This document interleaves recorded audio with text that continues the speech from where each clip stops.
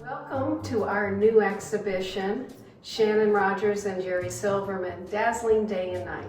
I'm Sarah Rodgers, Director of the KSU Museum, and I'll be walking you through this very special exhibition with you. This exhibition was designed to celebrate the professional career of the founders of the KSU Museum. Shannon Rodgers and Jerry Silverman were very successful fashion entrepreneurs on 7th Avenue from the 1950s through the 1980s. They also were the founders of the KSU Museum and the Kent State School of Fashion. People often ask, how did the Kent State University Museum come about? Why did these fashion entrepreneurs from New York City decide to give their collection and start the museum and the fashion school here? Well, Shannon Rodgers, who was the designer, Jerry Silverman was the businessman. Shannon was from Newcomerstown, Ohio. We have a postcard of his hometown here from the University Archives. Shannon grew up in Ohio, then he went off to New York, California, went off to the war, and when he returned, found a position working with Jerry in New York City. There are many qualities that distinguished the Jerry Silverman brand, and one of those was their marketing savvy. Jerry was a consummate marketer, and they came up with a really wonderful slogan that came from their clients. So when ladies would go in to say Bergdorf's, they'd say, just show me the Jerry Silverman, please. That became a tagline which they used in various ads, whether it was for Vogue or Women's Wear Daily. But once a year for Christmas, they would engage an illustrator like Charles Adams to create a very funny ad using that tagline, just show me the Jerry Silverman, please. So we've got several of those to show you in the exhibition. Shannon and Jerry met in New York after World War II. Shannon had just returned from service, and he was in New York and wanted to find a job as a designer on 7th Avenue. He went to Martini, which was a fashion house on 7th Avenue, applied for a job, and the person he interviewed was Jerry. And that was the beginning of their partnership.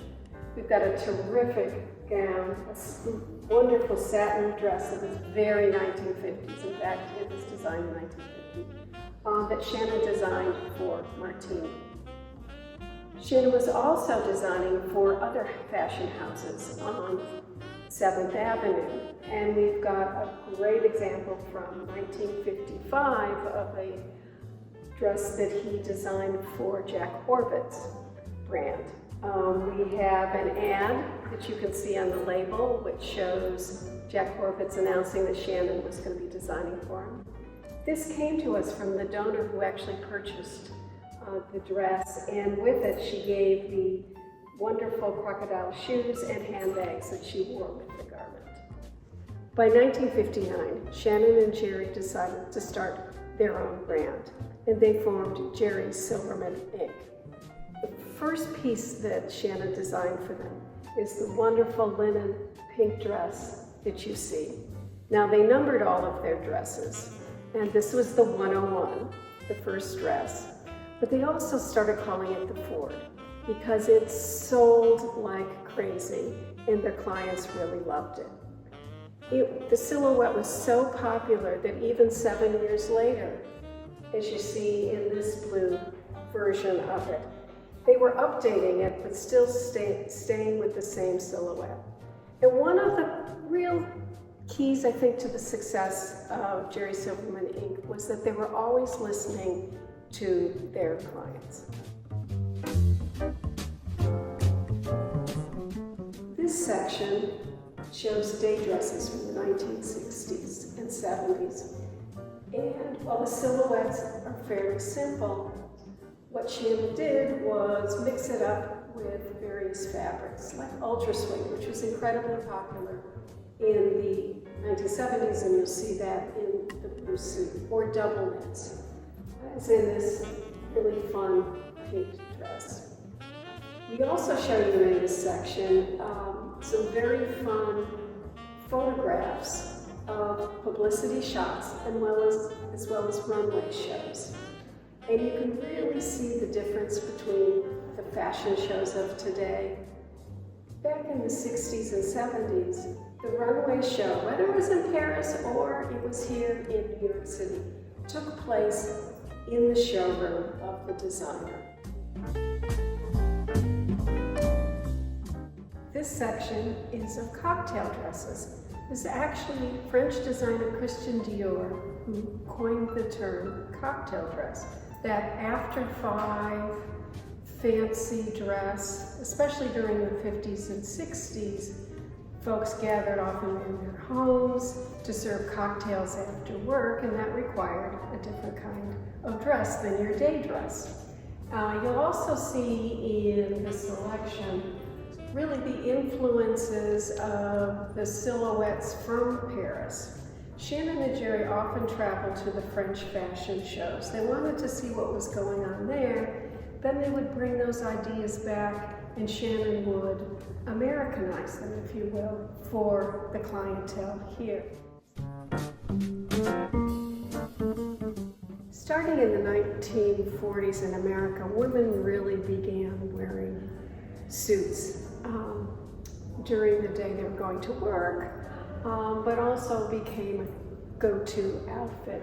And the early 1960 black suit is a great example of Shannon's design as he's looking to what he's seeing at the Paris fashion houses of Chanel and Balenciaga, the longer skirt, the boxier jacket, but then he's shortening a little bit and Americanizing it for his clients. 1962, you see this beautiful red linen. It's actually a dress with a suit jacket. We know exactly the date because we found an advertisement that you can see in the exhibition. The Jerry Silverman brand was popular among first ladies as well. Pat Nixon and her daughters all wore Jerry Silverman ink, as did Rosalind Carter. In the New York Times, there was a little notice when Rosalind made her first trip to New York to buy clothes as a first lady. And her first stop was Jerry Silverman ink. She loved the garments. It says she especially loved the ultra suede suits that they had. So here's an example of a suit that we believe was worn by Rosalind, given to us by Shannon and Jerry. This section is called Just for Fun, and it is garments from the 1970s that range from a very fun romper to a beautiful floral and gold hostess dress to a day dress that's made of a new, for the 1970s then, new polyester material. While Shannon and Jerry were traveling in Spain, they saw this new fabric, which was called Travera, and they ended up partnering with Travera on ads for Vogue and Women's Wear Daily, and that was a way for them to continue to hype the Jerry Silverman brand. But now let's look at some of the dazzling, one-of-a-kind garments that Shannon designed for their many celebrity and socialite friends. On the right, we have a garment that was worn by Mrs. Bergdorf of Bergdorf Goodman store in New York City. And it was for an event called the Party of the Year. The Party of the Year happened at the Metropolitan Museum of Art for the Costume Institute. And that event was really the precursor to what we know as the Met Gala today, that happens the first Monday in May. But like the Met Gala of today, the original also was themed, inspired for the dress. And so Shannon designed this outfit because Mrs. Bergdorf wanted to go as the Princess of Baghdad that evening.